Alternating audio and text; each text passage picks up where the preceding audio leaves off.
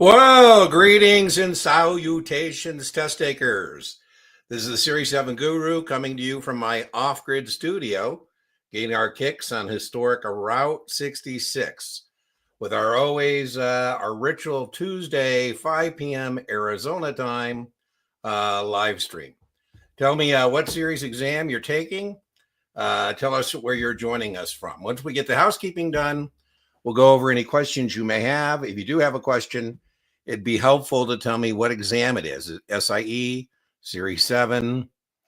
We have a question already in the queue. A couple of them, it's apparent, transparent that it's a NASA question, 65 or 66 or 63, but sometimes not so transparent. And then how they test on different things depends on the depth of my answer for test purposes, right? By the way, all my answers are based on test purposes. Good news. Once you pass your FINRA or NASA exam, you get to leave the series fantasy land. I'm stuck here permanently. No wonder I'm demented. If you're looking for a free supplement to your paid study materials, there's nothing better than my YouTube channel. It's completely free. It's organized in series playlists. So you find your series exam, for example, SIE. There'll be 3 playlists, podcast series at the front, some lectures, some practice tests, practice questions. Those playlists are in suggested watch order, and the videos within them are in suggested watch order for each of the series exams. If you're looking for a particular thing, I can't tell you how many times somebody asked about borrowing rules. That's fine. I'm going to answer the question, but you could put that in the search bar. I've answered that question 5-6 times in video format. And sometimes that's helpful. I had somebody today ask about accrued interest. There's probably 10 videos on calculating accrued interest. So if you're looking for a particular thing, don't try and find a needle in a haystack. There's only over 1,400 videos. Put in margin, accrued interest, parity, whatever you're looking for, and then that content will magically appear. Now, if you're looking for a paid supplement, I think the best paid supplement, if you already don't have it, is a Kaplan QBank. And you can get a 15% discount at checkout with Guru15. That's the discount code. For Series 7, for example, that QBank, it works for any Kaplan product or service. But that Kaplan QBank has 3,600 questions on the Series 7, for example, with a performance tracker. It's best in class. So I highly recommend that. Now, if you're looking for a distillation, you say, gee, Steen, 1,400 videos. I do have a playlist where it's a cram course, and it would be the equivalent videos of joining me for a 3 or 4 day class. But that being said, if you're looking for good distillation, Brian Lee at testgeekexamprep.com has been kind enough to give our viewers 20% off on his content. That's about $100. So if you're doing paid supplements, Kaplan QBank, Brian Test Geek video series, you're in for about $150. I think that's a great investment. Most of the stuff here, well, everything on the YouTube channel is free. But we also have some free items on my booking page. That's Dean Tenney Tutoring, set.setmore.com. We do a weekly Q&A jam session. Not every other week. I always preempt free stuff on the booking page for paid stuff. So we have a book club. I apologize. We're doing source code, Bill Gates' memoir, but I keep pushing that out because, people want a tutoring. That's $275 an hour. And, if it comes between a book club meeting and helping somebody with tutoring, I'm going to do that. I'll put that back up, but that's free as well. So we have the book club, we have the weekly Q&A jam session, that's free as well. If you win our drawing, we do a weekly drawing, you win a coaching call, and that can be accessed on that booking page as well. We have various other communities besides this one. We have a Facebook community, Baby Brokers Doing Hat Tricks. Baby Broker is a rookie in the securities industry. It's a term of endearment. Hat tricks are 3 successes in a row, SIE 766 or SIE 663. You get the idea. We also have Reddit communities. Our Reddit communities are R Series 6 for the Series 6, R Series 7 for the SIE exam and Series 7, R Series 66 for all the NASA exams, 63, 65, 66, and R Series 24 for 9s, 10s, 53s, 4s, 24s, the principal exams. If for some reason you miss this live stream on a Tuesday, it is available as a podcast replay on both YouTube and Spotify. Okay, does that take care of our, housekeeping? I think it does.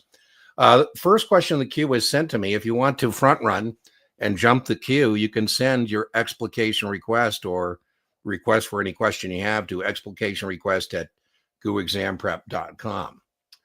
This one, let me get rid of this. This one came in, and it's about exempt issuers and exempt securities. You know, the only type of security that an exempt issuer can give birth to is an exempt security. And what that means is exempt from registration. And exempt securities is a noun. It's a list. It's literally a list of securities from exempt issuers. I think people go way overboard on that. More importantly is the word non-exempt securities.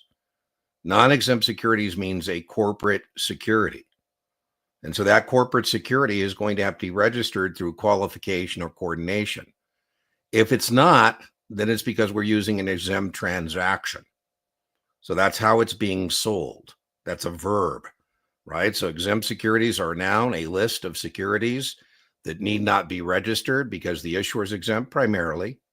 Exempt transactions are non-exempt securities, but don't need to be registered because of how they're being sold, as a private placement, for example. That would be the big one there, right? So that's how I think you can distinguish between that. So when you hear the word exempt security, you're thinking, okay, this is from an exempt issuer. It need not be registered on the Uniform Securities Act. Non-exempt security, go, oh, this is a corporate security. So it needs to be registered through either qualification or coordination unless it's sold, how it's being sold, a verb, action, how we're selling it. Private placement would be an example of that. I think a good example would be like a Rule 147 intrastate offering of securities. That is a non-exempt security. It's a corporate security, but the way we're selling it is what makes it exempt from 33, but not exempt from the Uniform Securities Act. It's a non-exempt security. It would need to be registered through qualification. Okay, let's see what else we have in the queue here. Oh my goodness. Might be a long night. I'll tell you what. Cheers. Can I explain lending borrowing rules for BDs, agents, investment advisors, and investment advisor reps? Amruta, I like that. Amruta, let's start with the BD side and the investment advisory side. It's okay for you as an agent of a broker-dealer or an investment advisor rep to get a loan from a bona fide lending institution. What that means is a bank, and you're going through the normal process. And if that lending institution happens to be an institutional customer of your broker-dealer or your investment advisory firm, that's not a problem. Bona fide is Latin for good faith. Now, on the BD side, the rules are a little looser. On the BD side, can agents borrow? Well, borrowing would be, yes, from immediate family members, right? That would be fine, or from a bona fide lending institution. Can broker-dealers lend to customers? The answer is always yes, because that's what a margin account is. Broker-dealers continually lend. Is one of our favorite things to do, is to lend money to customers on the broker-dealer side. As an agent of the broker-dealer, again, with the exception of immediate families, we don't lend money to customers unless we had a pre-existing relationship, like, I don't know, you're my fraternity brother or my real brother, for example, I could lend him money. Investment advisor reps. Lending and borrowing from an investment advisor reps is strictly prohibited with the caveat I gave you, unless it's a bona fide lending institution, right? So strictly prohibited. So it's a little more strict on the investment advisory side than the investment advisor side. You can also put that in the channel search bar, and you can find a couple of videos where I talk about that. Profits or losses. Again, on the broker-dealer side, agents can participate with proportionate capital and principal approval. Now, remember, house requirements can always be more stringent. But on the test, I say, man, this customer and I have really bonded. We're simpatico. I'm going to put in 500 grand. He's going to put in 500 grand, and we're going to split 50-50. That's what proportionate capital means. If I put in 800, customer puts in 200, 80-20 is the split. That's what proportionate capital means with principal approval. So your question, without putting any contribution, the answer is no. It's got to be proportionate capital. And it's got to have principal approval, which is unlikely. On the investment advisory side, the answer is no. We don't share in profits or losses as an investment advisor rep. The distinction on the investment advisory side might be performance-based fees, but that's not what they're talking about on your test when they talk about unethical business conduct on the NASA template. right? So I hope that was helpful. All right, what's next? Taking the Series 24, Rebecca, General Securities Principal in the house. Well, thank you, Rebecca. We've had a lot of the test-taking gods are smiling on us this last week. We've had all kinds of people pass all kinds of various exams, including Rebecca the 24, which is a real slog. I don't know if you checked out our Reddit, our Series 24. We have lots of 24 test takers over there. We had a couple victorious test takers the last couple of days. You might want to check that out. So, yeah, I get lots of, always very gratifying when my content contributes to test taking victories. And on the 24 playlist, I have some videos I think are very helpful. No surprise, particularly on trading and banking. The people at risk, I don't want to send out negative vibes, Rebecca. But, if I teach a 20-person Series 24 class, I have the expectation everybody's going to pass. If we lose 2 or 3 people, what they have in common, this is a real challenge, is they're packaged product persons. They come from like a mutual fund distributor kind of a background. They've been doing mutual funds for 20 years. And, they had a 6 and a 26 perhaps. And now they got an ETF. And they got to have a 7 and a 24. And they can really be challenged on the stuff that may not be familiar, like trading and banking. And I think my videos can be very helpful in simplifying that for Series 24 candidates. Yeah, 66. The NASA template, by the way, remember, I knew that was transparent that you're taking either 63, 65, 66, because on unethical business behavior, that's on all those exams, because you're being tested on the Uniform Securities Act template. And there's a whole section on the template you get tested on called unethical business practices of broker-dealers, agents of broker-dealers, investment advisors, investment advisor reps. And part of that is like no front running, no selling dividends, no opening fictitious accounts, no breakpoint sales. And then your point, no lending or borrowing, with the exceptions that I went over. Rosa, all right. Past the 63. Testing Victor, victorious test taker in the house. Well, thank you, Rosa. You know what happens sometimes? I get it. I tease people. I come into your life for a reason and a season, right? The reason is to help you pass your exams. The season is how long that takes. And Rosa, I get a lot of people, Rosa, who say, hey, Dean, thanks, but I'll be checking out here. You won't be hearing me from anymore. I'm unsubscribing. I say, yeah, I get it. Our reason and season are over, right? You've passed your exams. So I appreciate when you still stick around. I appreciate it. And it's really a good morale booster. So thank you so much for popping in as a victorious test taker and just giving us an update, saying hi. One of the things I like about our Tuesday community is, you're not alone. And sometimes it's easy to think you are, and you're not. There's a whole bunch of people in a similar situation. A lot of them hang out here on a Tuesday. So feel free to join us if you need a morale boost. I don't know why you wouldn't take my word what's on the exam, 63 or NASA exams. But when we have a victorious test taker in the house, she might be as kind enough as to tell you what you should probably be prepared for. Now, every draw of the test is different, and we're not allowed to tell you particular questions, but be careful. Somebody might tell you what they saw, and you might get a completely different draw. But that being said, feel free to reach out. Jessica, I had a question about a portfolio of funds solely invested in precious metals. Wow. It asked what her investment objective was. Well, when I say precious metals, I'd be thinking inflation hedge, right? That's what I think when I say precious metals. I'm thinking gold primarily. Copper isn't a precious metal. So I would be thinking inflation hedge. I would be thinking different correlation to my other assets. I had somebody, I admired the chutzpah people, but he took exception with my example of negative correlation. And, he was saying different correlation, and he was upset that he missed the question because negative correlation was the better answer. So, well, STC says, and I said, well, I hate to break the news to you, but I know more than the person who wrote the STC book. So you should be going with Dean. I would say inflation hedge is what I'd be looking for, or different correlation diversification in terms of asset classes. So that's what I would go for. Now, I'm not sure if that's a practice question or your actual Series 7, Jessica, if you miss the mark. I would tell you that's a practice question. I wouldn't worry about it at all, because I don't think you'd see such a question on the actual Series 7. I'll stand corrected if you're, missed the mark and this was something you recall. I would say that's more likely to be a 66 question or a 65 question where we do test you on modern portfolio theory. 66 is an investment advisor who provides impersonal advice and charges more than $500 required to provide the brochure. The answer is yes. Hey, Corey. I'm taking the Series 7 Friday and have scored over an 80. Wow. I just love that, Cole. I love that. You are not at risk. I think you're good.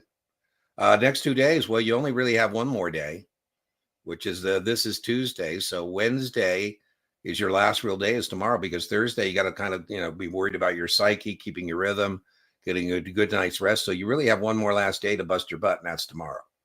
And that's tomorrow. And then Thursday, maybe the morning, do some practice quizzes just to keep your rhythm. And then you got to go make your mark. So I don't have any reason to believe you're not going to make your mark goal. Circle back next Tuesday and share your testing victory with us. It's always a nice place to be, right? That's right where you need to be. I don't see any red flags there. Rinse and repeat. Very strongly correlate. I just answered this before. Wow. Is that the first time through and you got a 90? If so, that's absolutely outstanding. If it's because you've done it 2 or 3 times, if you've memorized the questions, the answers, then that's problematic. But assuming you just took that straight up and got a 90, again, I'll say what I said to Cole, you are not at risk. There is no better exam for correlation to the actual exams than Test Geek practice finals. There's only one. I had somebody in social media today go, well, there's only one. I go, well, Brian doesn't want to write QBanks. I mean, he's wrote what he thinks is a very good diagnostic exam, but it'll provide you with a nice score that's strongly correlated to the exam. If you have that, I don't know when you're testing, but if you are using Test Geek and you're going to take that practice final, I'd like to have that be your last mark 2 days out. So, Cole, for example, if you had to Test Geek practice test, that would be the one I would do tomorrow morning, and that score is pretty reliable. There's not much variance. This hurts my heart sometimes, but sometimes people get upset because the practice tests they're taking are difficult. Variance is a 65, 66 test question about standard deviation. And, Brian does exams don't have much standard deviation, much variance. Kaplan, the variance is 5 to 12 points improvement from a practice test to the actual exam. That's when Kaplan was able to track it. Now it's hard to track because we no longer give scores, but you should improve. That's why I encourage people who are getting like 70s, low 70s, even high 60s to test if it's a Kaplan score. Anyways, this young lady was upset. Rather than working and trying to get the higher mark by laying more base and doing remediation, she bought another test prep vendor, and she immediately was so pleased because she got an 85. And I said, listen, that's not good news, actually. I mean, there shouldn't be that much variance between a Kaplan score and that particular vendor score. And do me a favor, take the Test Geek. And she took the Test Geek. She got a 65, and unfortunately, she got a 65 on the exam, even though she had an 85 on that other vendor. So you should be not great with that 90. Oh, man, AXA. What a slog, AXA. Kudos, sales supervisor. Well, half of a sales supervisor. I think you're going to find the 9 way easier just in terms of breadth and content. I shouldn't say easier in terms of like questions and answers, but that 10 is a real slog. I think it's one of the most difficult exams just because it is such a slog. So kudos, kudos, kudos. That is a real testing victory for sure. Marcel, I don't know if you saw it. Yeah, I did. Marcel, I moved you back and forth twice. So I hope that works. I'll reach out to you, Marcel, tomorrow. But what happened was I was trying to move somebody else who's testing Saturday, and they wanted a session on Friday. And Marcel is our weekly. He's won, oh my God. How many coaching calls, Marcel, have you won? I think he's won like 5. So rather than giving the coaching call, I just said, hey, listen, let's just do a tutoring session. And we put that on the schedule. Anyways, the only time that worked for that guy, Marcel, was I think like 9 or something. So I accidentally moved you instead of him. And then I realized there was a conflict with you. So I moved you one more time. So anyways, we'll figure it out. So if that works for you, we'll keep it. If not, I'll talk to you tomorrow. We'll figure it out. I always tell Mom you said hi. Oh, I love it. I love it. I got my little goodies back here. I got something coming that it didn't show up today, and I'm kind of irritated because I was hoping to be ready to be in my background for tonight. And unfortunately, I'm off grid. So who knows when stuff is going to show. I'll tell you, Mom. Oh, shipping address. Yeah, it's kind of weird, Marcel, off grid. So I'll give it to you. It's a weird thing because I'm off grid. So, but I'll certainly make sure you get it. I'll certainly put it in a place of honor. Initial registration. of a BD, is it a true statement to Form ADV? No, BDs don't file Form ADV. BDs file Form BD. So no, a broker dealer, it is not a true statement that they file a Form ADV. ADV is for investment advisors. Form BD is for broker dealers. They're different forms, right? So that is not true. By the way, registration of a broker dealer is much more straightforward on NASA exams. A broker dealer, no office, no retail, no register. No office, no retail, no register. It's very important when you read a question that you're clear about who you're being asked about. A broker dealer, an investment advisor, I call it the cast of characters. I had somebody who was really confused. They were talking about de minimis of broker dealers. I said, broker dealers don't have de minimis. If you're a broker dealer, you have one retail customer, you got to register. You have an office, you got to register. My broker dealer is called Gama Global Investments, named after Vasco da Gama, the Portuguese explorer. That's where that SIPC sign comes from. Paid a lot of money for that SIPC sign. Anyways, I do business in New York. I'm not registered in New York. My broker dealer or myself is an agent of the broker dealer. Why? Because I have no office in New York. I have no retail client in New York. The only clients I have are institutional customers. Oh, that hurts. Yeah, Joe, I do have some advice. I will link to my podcast episode called You Failed. Is it over? Spoiler alert, the answer is no. So I have 5 recommendations about how to respond to that misfortune. The first thing is, I'm not sure how fresh the hurt is. Oh, second time. Wow. So the pressure is on, right? Because the third time, you got to wait 6 months. So let's make sure we can do the third time. Not sure what your score was, but I will link to that podcast episode, and feel free to either reach out in the comment or send me an email. I'm more than happy to elaborate on anything you may want to discuss. If you're going to send me an email, that would be series7guru@guruexamprep.com. But I'll link in the video description to that podcast episode. And, one of our kind of housekeeping details, if I mention a video, I will link in the video description to that video. I don't do it right away because having a bourbon, I got a, NBA game queuing up. But, within 24 hours, I'll have that link for you.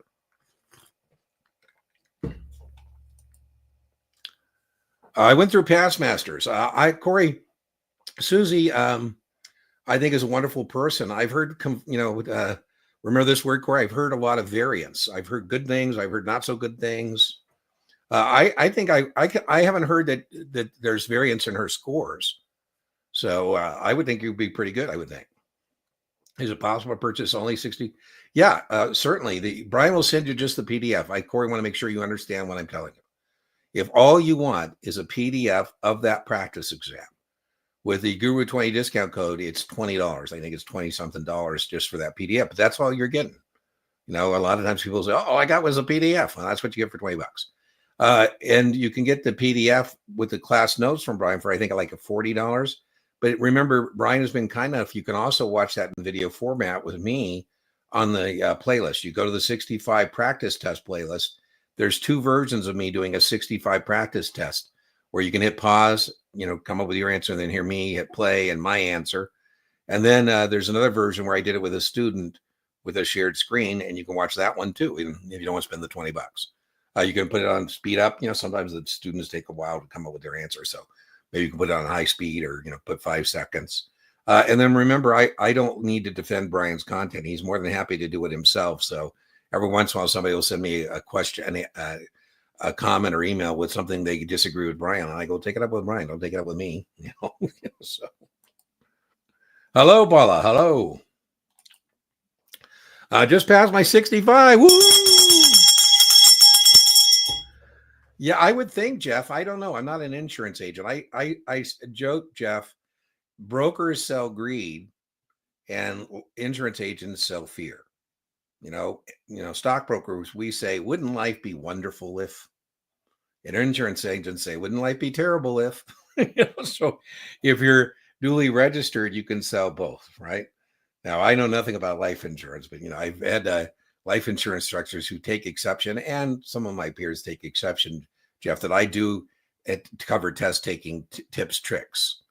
And, I'm not saying you can pass exams with tips and tricks, but, they can be helpful. Anyways, this guy I was so upset with him. He was an insurance guy. I said, listen, I know nothing about insurance.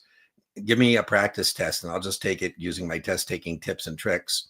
And he was ballistic when I passed it. Right. So using Kaplan, by the way, woohoo, I love it. Kaplan's, I told you, Kaplan QBank is the best. The subject matter expert at Kaplan is a guy named Bill James. And he really, he spends a lot of time and resources trying to get that QBank.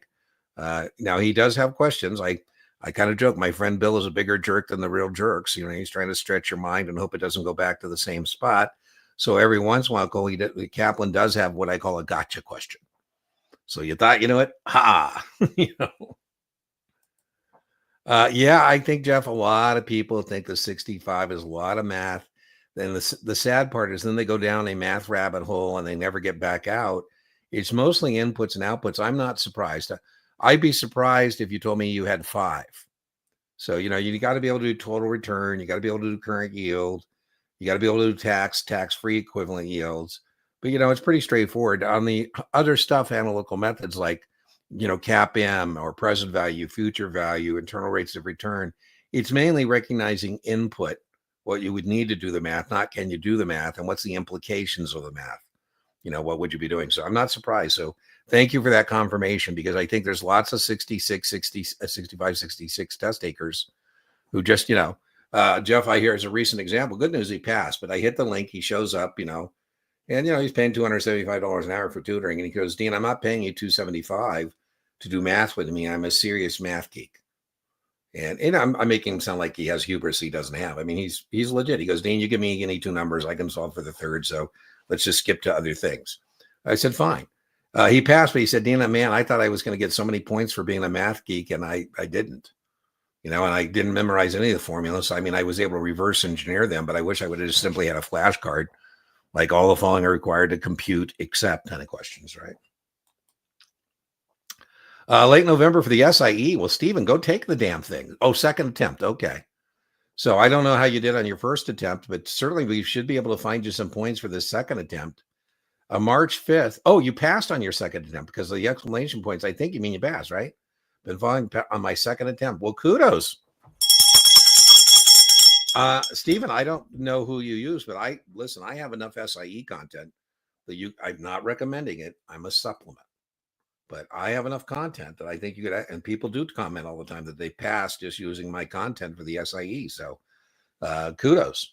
Always very gratifying when I contribute. By the way, Stephen, I always tell people like yourself, you actually passed 2 tests. You passed your SIE, and even more importantly, a second test of your resiliency. That passing that second test is a way harder and more significant data point in terms of your future success in our securities industry. So welcome. Pieces of paper for munis on the Series 7. Well, the official statement is, I'll go over these, A, B, C, D, depending on what they're asking. If I ask you, what is the prospectus-like document when offering munis, right? So we need to know that municipal bonds are exempt securities under 33. When Congress passed 33 was and 34 were part of the New Deal, which is kind of a hint that the old deal must have sucked. Prior to 33, I'd say, trust me, you'll love it. 33 is the Prospectus or Paper Act. So, sometimes you can get questions right by just covering up your screen. Are they asking about people, paper, or paper? Prospectuses, 33. People and places, 34, right? So we exempted the government. The U.S. Treasury says we wouldn't rip you off. Your own government would rip you off. They're exempt. And the municipals are exempt. So I say the municipal issuer, I say, listen, since 1933, more often than not, when I've sold somebody a brand new security, they've grown accustomed to saying, can you send me something? Primarily a prospectus. And, the issuer says, well, Dean, we're exempt from that. We don't have to do anything. We don't need to comply with 33. We don't have any, MSRB has no regulatory authority over us. I said, well, yeah, that's true, but they do have regulatory authority over me as a broker dealer in the municipal securities business. And so I'm going to need an official statement. So that's the prospectus-like document. The trust indenture is the covenants. Covenants are written promises between the issuer and the trustee for the benefit of the bondholders. So when a bond defaults, we don't call the issuer, we call the trustee. The two biggest testable things about a trust indenture is that we would find the catastrophe call in the trust indenture. So, you have a revenue bond and the bridge is the user fees from the bridge pay the bond. The bridge collapses and I say, we're calling the bond. You said, Dean, you never told me about a catastrophe call. I said, well, MSRB rules say that I need not disclose a catastrophe call. It's bad energy talking about natural disasters, act of God stuff. That would be found in the trust indenture. The second thing that's very testable found in the trust indenture, by the way, that's the question about these documents. Where do you find things? What do they do? The other thing that's very testable is what's called the flow of funds. The flow of funds. The bond resolution, by the way, is one of the covenants or promises found in the trust indenture. Like the non-discrimination, where, everybody has to pay to use the facility, for example. But that's part of that document. Flow of funds would be part of the resolutions. Anyways, one of the covenants. And the one there that's testable is the difference between a net revenue pledge and a gross revenue pledge. Two questions. Where do you find it? Trust indenture. And then which fund has priority? Under a net revenue pledge, the fund that has priority, test question, is the operations and maintenance fund. I see you are missing a document. or two more I would add to this, Cole. You should definitely know the notice of sale. The notice of sale is a piece of paper that would be published in the bond buyer. The bond buyer is a newspaper widely read in the municipal market. The notice of sale says, attention, attention, investment bankers. We're looking for some help. So this would be for a muni bond being done on a competitive basis, and then various syndicates would be formed to compete for that underwriting. They submit their bids, and whatever syndicate provides the issuer with the lowest net interest cost wins. So I would probably add to your testable pieces of paper a notice of sale. I would probably add to that the bond buyer, knowing that the newspaper widely read in the municipal market. Taking the 7 on Thursday, took a practice exam, got an 88. Man, test takers. Woo! That's just for all you workers, man. Listen, if anybody knows how much dedication, discipline, and organization that it takes to get those kind of scores, it is wow. So I got to give you guys kudos. Those are getting 80s and 90s. Man, that's a lot of work. A recent graduate and football player from SMU. I've had, Keaton, all kinds of professional athletes that I tutor, because be careful though, Keaton, because sometimes when you're in a sphere of influence, whether it's a church or a professional sports team, this guy Keaton was a professional football player, and he went back past his SIE 766. He went back to his former teammates and said, listen, Keaton, if anybody understands the financial problems indigenous to being a high income producing professional athlete, it's moi. Yeah, if you give me full training authorization, Keaton, I'll treat your own money as if it were my own. That way you can just worry about being the best football player you can be. When you're on the road, not only can I make investment decisions for you, I can pay your bills, take care of your posse. When they arrested him and they asked him what happened to all this money, he said it evaporated. So there you go. I had a professional athlete. I've been blessed. But sometimes I get pretty good referrals back when I was a practitioner even. And they'll tell me so-and-so said hi and go, oh, that explains where this is coming from. But recently I had somebody solicit, Keaton, I apologize if it's you. But he had told me, you said graduate in football player, so I guess you're not a professional athlete. He told me he was a professional athlete, and would I give him tutoring for free so then I could put it on the channel? And I said, well, no. I mean, why would I do that? I have plenty of people who, will do that voluntarily. Are you able to touch base, sir? Reg T, remember we just talked, Sterling, about 34, right? We said 33 was paper prospectuses. We said 34 was people and places. And, it's not coincidental that prior to 33 and 34, there was the roaring 20s. Woo! Everybody had great fun. And in the roaring 20s, Sterling, we as broker-dealers were in charge of decision-making as it relates to credit extension to customers. And when we were in charge, Sterling, you give me 10 grand, I loan you 90 grand to purchase securities. Woo! Market goes up 10, you doubled your money. Market goes down 10, you're wiped out. Leverage is supercharged speed that you make money with or lose money. We decided in 34, so first test question, Reg T is a part of 34, that maybe broker dealers aren't the best decision makers about credit extension to customers. And so we took it away from broker dealers and we gave it to the Federal Reserve Board. So the Federal Reserve Board says that clients initially have to be risk for 50%. So Sterling, if you buy 1,000 shares at 40 in a margin account, Reg T says you got to put up 20. That's Reg T. That's controlled by the Federal Reserve Board. Presently, it's 50%. Reg T says the customers get 2 additional days to settle. So regular way settlement, Sterling, is between broker dealers. So Tuesday today is the trade date. Between broker dealers, the settlement will be tomorrow, Wednesday. But clients have until Friday. So T+1 plus 2 or T+3, however you want to think about that. At that point, we would get an extension. So as a margin clerk, I can't actually give you a hard time, Sterling, until I give you that 2 additional business days. Reg T says there are certain securities that are ineligible for margin. That I can't lend you money to buy a new issue. It's considered new issue 30 days from the effective date. I don't lend you money to buy options. I got to pay in full. So that's an overview of Reg T. Now, I would also tell you my lecture on margin is called Don't Overdose on Margin. It's just not a target-rich environment. There's only 3 or 4 questions on margin. They're very straightforward. That's why I call the lecture Don't Overdose. But you can put margin in the search bar and there'll be 3 or 4 videos. Sterling, I feel bad because I told you, I charge $275 an hour and she just wanted to do past perfect margin practice questions that she's never going to see on her exam. And, I felt bad, but hey, if you're along the tutoring, we do whatever you want to do. And that's what you want to do. She also gave me permission to put it on the channel. And I call it Halation Margin Questions, margin questions from hell. You're never going to see. Well, there you go, Jessica. Well, thank you for that debrief. Well, that hurts. That hurts. That's good debrief. Thanks for paying it forward. So I don't know what your answer set was. I don't recall you telling us what your answer said, but I told you what I think I would have been looking for. What I like to do is read the question, and I like to kind of pretend I don't know what the answer set is or don't look at the answer set. And from that, I go, okay, I think I'm looking for inflation hedge or I'm looking for correlation. And then I look at the answer set and see if something close to what I want is there. Maybe it's, spot on, maybe not. I had a young lady and I blanked out the answer set. She was taking an ass exam.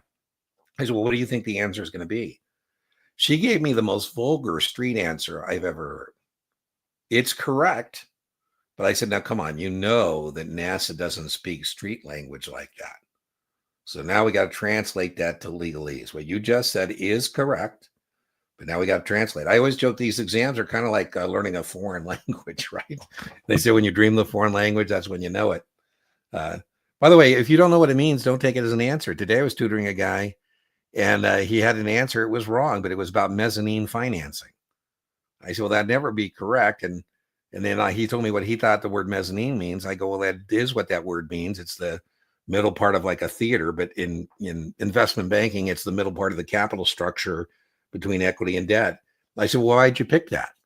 And he said, well, I never saw it in the book and you never talked about it. So I figured it was the right answer. I go, listen, if we haven't talked about it, you've never seen it, it's not the right answer. They're very good at coming up with distractors. That's the technical name for wrong answers that sound good, but, are not right.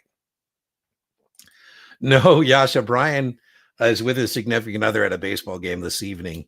I don't think I'll get in trouble for talking out of school, but I said, well, you young lovers have fun.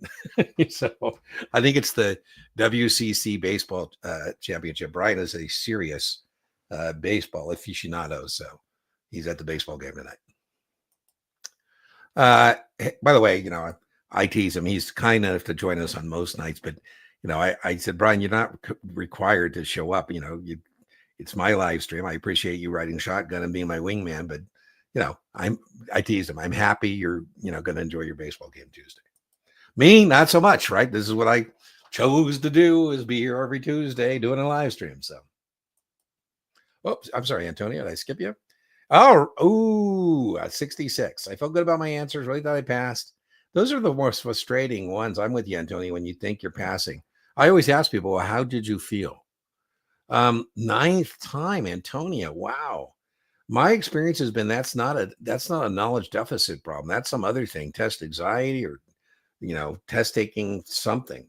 Send me an email, Series 7 Guru at guruexamprep.com. And, maybe we can do a coaching call and just talk more about that. That's just really strange. So now you got to wait another 180 days. Wow. That's crazy. That's crazy. September. Okay.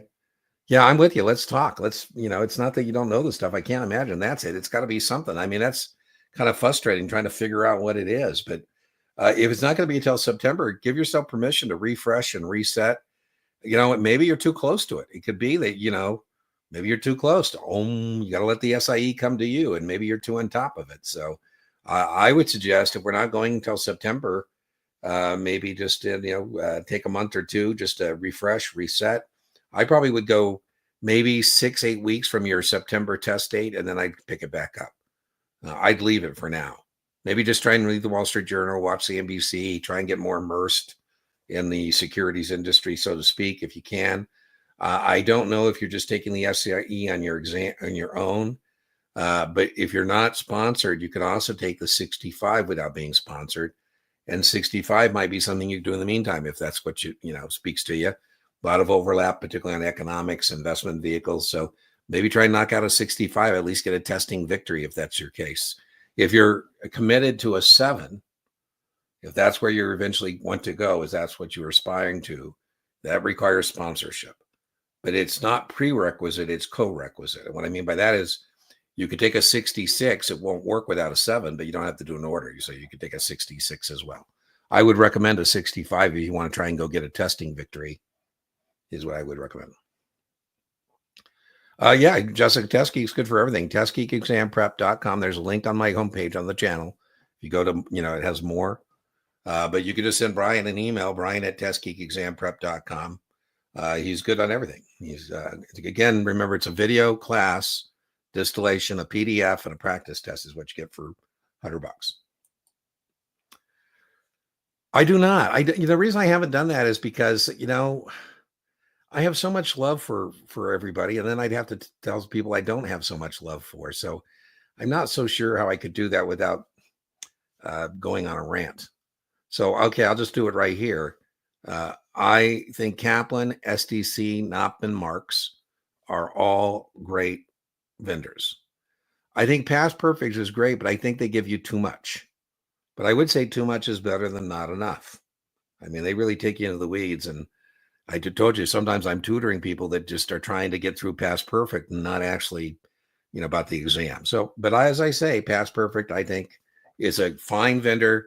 I was teasing a very senior person at Kaplan that their salespeople need serious bonuses, because I think Past Perfect has convinced employers, broker-dealers, that there's something worthwhile in tormenting people taking the 7, for example.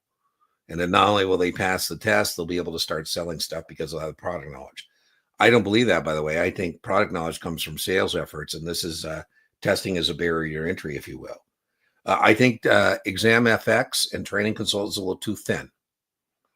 I would recommend that if you're using Training Consultants or Exam FX, that you certainly supplement, either free supplements like mine or paid supplements like a Kaplan QBank or Brian's Test Geek. By the way, Brian is not a standalone vendor. He's a supplement. So that $100 is a supplement. It's not passing the test with Brian. And then I think Achievable, my big issue with Achievable, I'm not a member of the Achievable cult. And my problem with Achievable is there's too much of a variance between their practice test scores and the actual exam. Brandon Rith has left. He was their subject matter expert. And so I'm kind of torn about, well, what are they doing now if they don't have Brandon? I think he writes the best prose of any of the people writing content for these exams, FINRA NASAA exams. But I do think there's a significant challenge. I think SIE, I don't think that matters. I don't think it puts you at risk, but on a 7 or a NASAA exam, that could put you at risk. So there you go. There's my video. Maybe I'll clip this and put it up on the channel. Brian's discount code, Rebecca, is Guru20. I'm the guru. He's the test geek, and it's Guru20. Brian and I have collaborated on the podcast you can find on the channel. We have a collaborative podcast on the 65 and a podcast on the 66 that you can find on the channel. And Brian has done a very popular evening class we did together on definitions and registrations of persons. It has, 100,000 views, and people say it helps quite a bit. I'll link to that, Rebecca, in the video description. So let me link to that, definitions of persons. And I'll link to those podcast episodes that Brian and I did together. I'm retaking the 66 again Thursday. Any last minute thoughts? Well, these are business structures, Isabella. So if you're going to set up a business, there are various forms of business ownership. So Thursday, test question. I'll take a chance and this is being recorded.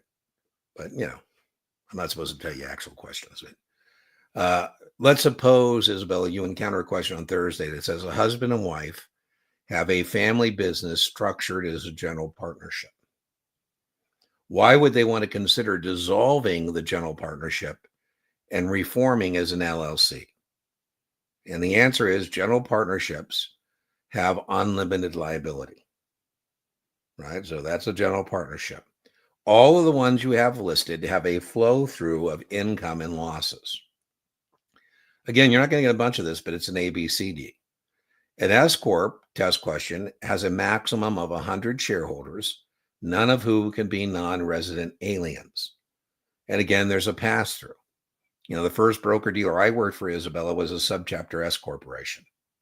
And I said to Jeffrey, I said, we could make money if we try. He said, Dean, we're not trying. I said, we're not. He said, well, no, this is a tax shelter for my dad. Our losses flow through to my dad's tax return. I went down the hallway and I said, hey, Mr. K, are we trying to make money? He says, Dean, I'm very disappointed you would ask such a silly question. The answer is yes. I just have it as a subchapter S so that if we do have losses in these early years, at least it will pass through to my personal tax return. When we start to make a lot of money, which I hope is soon, I'll only pay taxes on it once, right? Rather than paying taxes twice. My friends would ask me, what do you think Jim makes at the law firm? What do you think his salary is? I said, well, the law firm is a partnership. He doesn't get a salary. What he gets is distributions. He wouldn't want to have a corporation because if the law firm was a corporation, the law firm would make money, pay taxes, pay him a salary, he'd pay taxes. The law firm would pay him a dividend, he'd pay taxes. So, it's a partnership. LLC, Guru Exam Prep LLC. Woo! Limited liability company. So I am the managing member of Guru Exam Prep LLC. That means I'm the one running the business. Unlike a partnership, and that's the testable distinction, the managing member of an LLC does not have unlimited liability. Sole proprietorships, test question, easiest business to form, easiest business to dissolve. But again, test question, you and the business are one and the same, and that's good and bad. It's bad for liability, right? If I'm Dean's Mowing Service and I have a rock that kicks out of my mower and hits some kid in the head, there's probably some attorney. Have you been hit by a rock? Call, right? So that's the sole proprietorship. You don't have a C Corp, Isabella, but a C Corp would be no pass-through, right? The C Corp makes money. The corporation makes money, pays taxes, pays a dividend to you, and you owe taxes on the dividend, right? There isn't a pass-through. There's retained earnings. Sometimes I have companies I do business with, like Kaplan, for example, and they say, Dean, we don't mind collaborating with you, but we think at some point you might become a competitor. I said, well, that's not true because you're writing checks to Guru Exam Prep LLC, and that means Dean just is after the flow through. Now, the first time I ask you to make a check payable to Guru Exam Prep Incorporated, then you should be concerned because that means I've got shares that I placed with investors. I might issue bonds. Watch out, Notman Marks, SDC, Kaplan. Here comes Guru Exam Prep Incorporated. I'm past my prime. I'm kind of retired, right? So, but those are very testable on 66. I don't think it's like you're getting a lot of them, but it's going to be an A, B, C, D, and then we'll ask you about that. Again, you've been in the cave to slay that dragon, and so you know what the dragon looks like, right? So I hope that was helpful.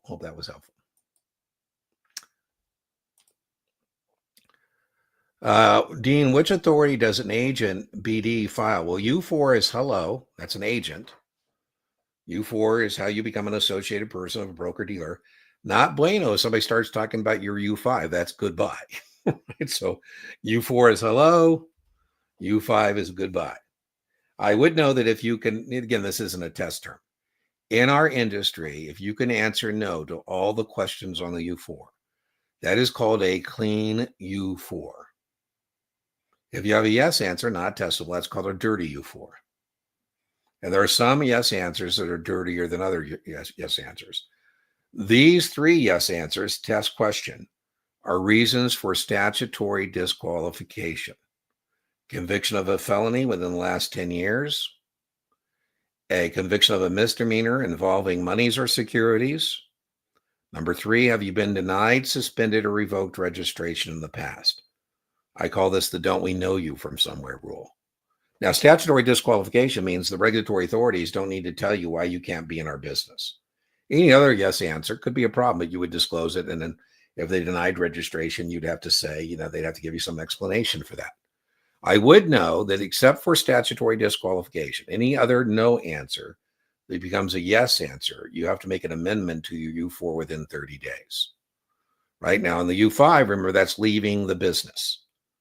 And so when I retired, I filed a U5, right? And there's jurisdictional retention for 2 years. That means I still am considered to have to answer to FINRA or whoever it is, state administrator. And then that U5, remember, disassociates you. And then if you're going to go to another firm, you do an amended U4. So it's the BD that you don't file your own U4. You fill it out, your BD files it. But the U4 is for agents that are joining a firm, and U5 are for agents that are leaving the firm. I did pass the SE. There you go. No, I'm with you. I don't claim that you should be doing that for anything other than the SIE, and I don't even claim you should do it for the SIE. I am a free supplement. I am not a substitute for paid study materials. This is not a time to be frugal. If you have the resources, I understand some people don't have resources starting out in their career, but if you have resources, go spend some money. I'm not monogamous. I just was tutoring somebody today. Can you imagine this? I'm not going to share her confidential information, but I believe her. 72 years old. She's claims to be, and I haven't Googled her yet, a living legend in the space that she operates in. And she took a Series 22 years ago and has been conducting business. And now they have a different product, and she has to take a 7. And I was teasing her that most people would choose just to go home. Right? So, but good news, she certainly has resources. So she's hired me as her tutor. She's got STC. She's got Kaplan. And I'm excited to work with her because I said, that's just so cool that, you instead of going home, she goes, Dean, I make too much money. I'm not going to give my commissions to somebody. So Phil Graham, former senator from Texas, took his Series 7 when he was in his 70s. And he got out of the U.S. Senate. And so I was telling her that story. So there are some people. I had a private equity billionaire who took his 7. He goes, Dean, you think I'm the only billionaire that's doing this? I go, I absolutely do. I mean, all the other guys I know that are of your stature would have somebody else doing this. Not taking it for them, but would set up a broker dealer that has a separate kind of structure. But there you go. Yeah, that's exactly right, Stephen. And I wish more people, I told you I'm going to link to my You Failed Is It Over podcast episode, but a lot of firms don't mind that first miss or even the second miss. What they're interested in how you respond to that. How resilient are you? Because, if you come back and you're whining and woe is me, one of my best brokers, true story, Stephen, took the test 5 times. And he used to go out to people and say, hey, Stephen, if anybody knows this stuff, it's me. I had to take the damn test 5 times. His name was John. Proof that people invest with you because they like you and trust you, not because you can take and pass a test. Stephen, this is true. We don't give out passing scores anymore. But when we did, when somebody would score over 90, Stephen, I'd say, I think I should just get rid of you now. Let me fill out the U5 presently. And I'd say, listen, if you get over 90 on this test, how am I supposed to supervise you if you're smarter than me? You're always going to be one step ahead.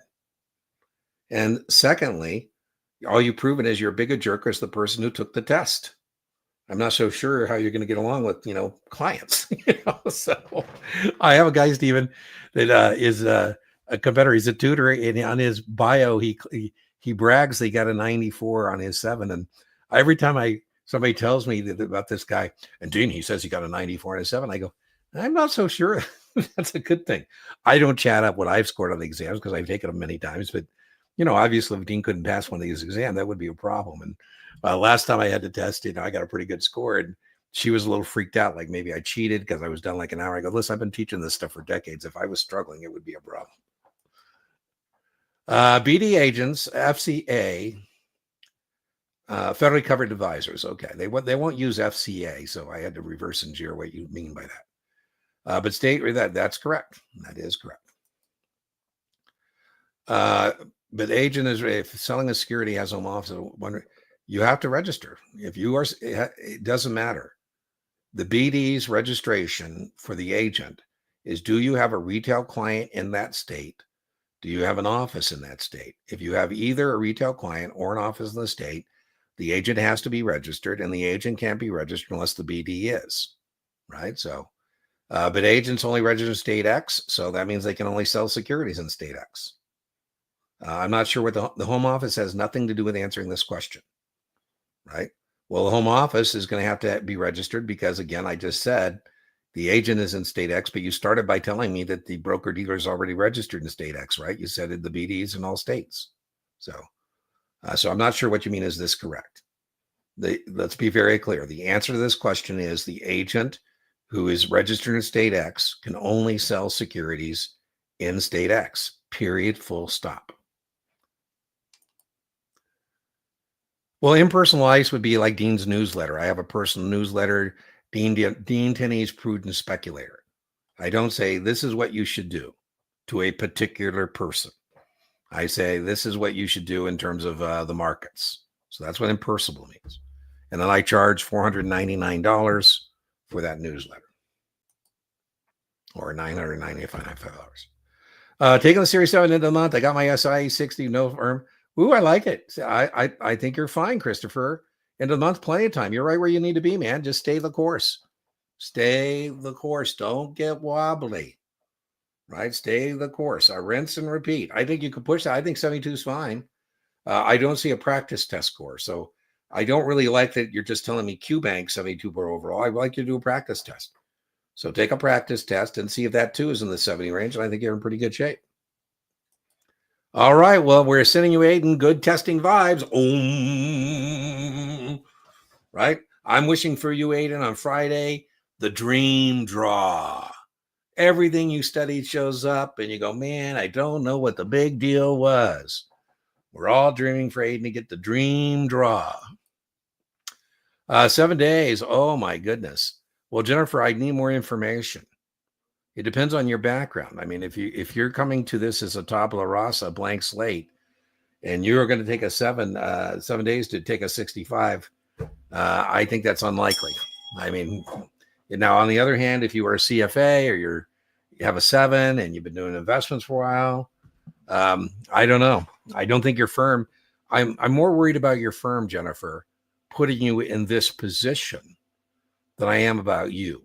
Because it would make me question your employer. I would question any employer that gives somebody 7 days to go past a 65. I mean, I just think that's outrageous. I think I don't have all the information, so maybe I'm missing something, but I think that's outrageous. There you go. I think it'll be fine. Don't overthink it. You look like a smart lady, so I'm more worried about you overthinking and outsmarting yourself. Don't use your own brain housing group to outsmart yourself. You got to be confident in the execution of your study plan. You got to be confident in yourself. Most importantly, you got to be confident in your answers on test date on Friday, right? That's the biggest thing. Your flash response is your best response. Don't be going, what if they meant? They don't. They don't. So from the nature of your questions, I like your questions, all good questions. I like them. But from the nature of your questions, I'm a little concerned you might be using your own brain to kind of, outsmart yourself. So let it come to you. Let it come to you. Don't get too on top of it. There you go. Woo!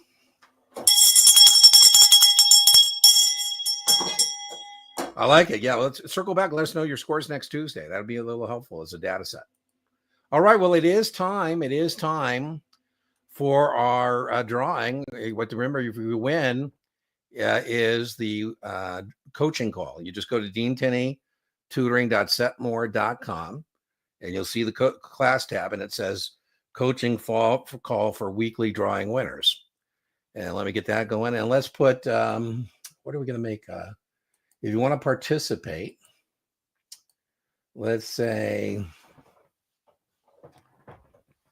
let's see, what would be a good thing to put in our Wheel of Fortune?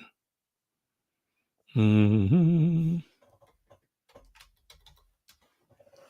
We'll put pass. So now let me get this for you. Share screen. Boom. And let me get rid of that.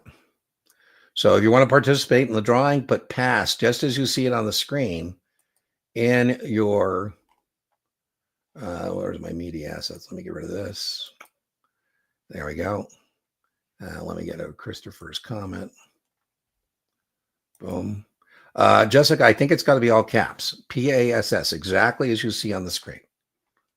All right, so I don't know why that's coming up. Let me get rid of that. Exempt transactions.